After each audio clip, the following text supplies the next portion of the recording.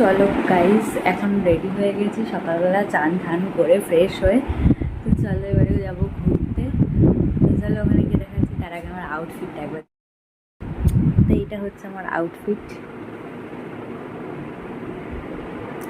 তো চলো চলো আমরা এখন জালিয়ানাবাগে যাচ্ছি। হ্যাঁ, এবার ঠিক আছে। তো আমরা এখন জালিয়ানাবাগে দিকে রওনা দিলাম। হ্যাঁ, ওখানে গিয়ে আমরা দেখবো ওখানকার সব দেখানো হবে।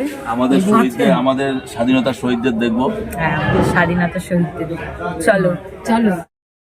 মানুষকে ওখানে ওই কুয়োর মধ্যে ফেলে ইংরেজরা মেরে দিয়েছিল। ওটাই দেখবো আমরা, তাই তো? ওটা দেখার জন্য আমরা জালিয়ানাবাগে যাচ্ছি। আচ্ছা ঠিক আছে, আমরা চলো। এখন জালিয়ানাবাগের দিকে উদ্দেশ্যে রওনা দিলাম। ঠিক আছে, চলো চলো চলো। আমরা এসে গেছি জালিয়ানাবাগে। এইটা চলো ঢুকি, দেখাবো।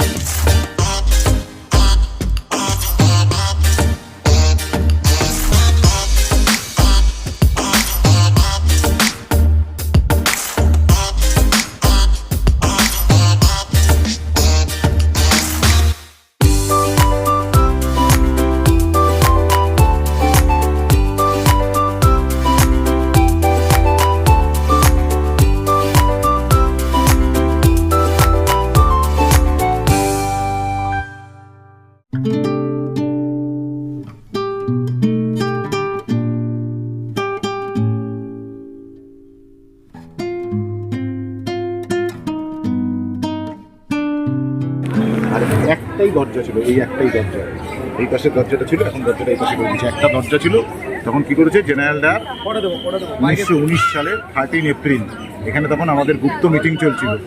তা সেই মিটিংয়ে খবর পেয়েছিল, জেনারেলদের কাছে খবর গেছিল, তখন এই গেটটা বন্ধ করে দিয়ে ওর পুলিশ ঢুকিয়ে নির্বিচারে সব গুলি চালিয়েছিল। এবং কেউ কেউ এখানে গুলি চালানোর পরে কেউ কেউ নিজেদেরকে আত্মঘাতী হওয়ার জন্য, একটা কুয়ো আছে আমি দেখাবো, সেই কুয়োর মধ্যে জাম্প মেরেছিল, কেউ কেউ পালিয়ে গেছিলো। এরকম করে প্রায় 1200 মতো লোকের মৃত্যু হয়েছিল স্বাধীনতা সংগ্রামে। সেই স্থান হচ্ছে এই স্থানটা। এখানে গ্যালারি আকারে এখানে যান, এই দরজাটা দিয়ে সবাই মিলে ঢুকুন, ঢুকে ওখানে গ্যালারি করে সাজানো আছে, ওখান থেকে ঢুকে ওই দরজা দিয়ে বেরান। আমি ওখানে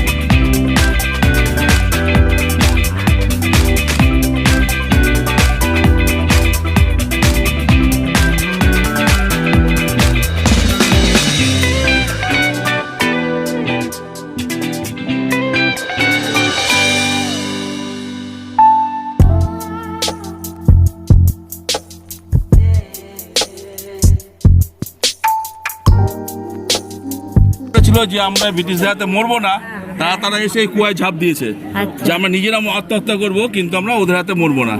তারা সবাই এই কুয়ায় ঝাঁপ দিয়েছে। আচ্ছা, কানের দেওয়ার এই ক্যাপটা পরে নিয়েছি আমি। আমরা দলবল মিলে এরকম পাঞ্জাবি সেজে যাচ্ছি, দারুণ এনজয় করছি আমরা জালিয়ানাবাগে। সুন্দর জায়গাটা, তোমরা চোখে না দেখলে সত্যি বিশ্বাস করতে পারবে না। যারা না আসবে তারা খুব ভুল করবে। এই জায়গায় চলে আসো তাড়াতাড়ি। নাইস, মানে ভাবার বাইরে। ভিউটা খুবই সুন্দর, খুবই সুন্দর। একবার চট করে চলে আসো তোমরা। আপাতত এখন আমরা ঘুরে ঘুরে এবার হোটেলে যাচ্ছি, আবার খেয়ে দে তারপরে আবার ততক্ষণ অবধি কন্টিনিউ দেখতে থাকো। চলো।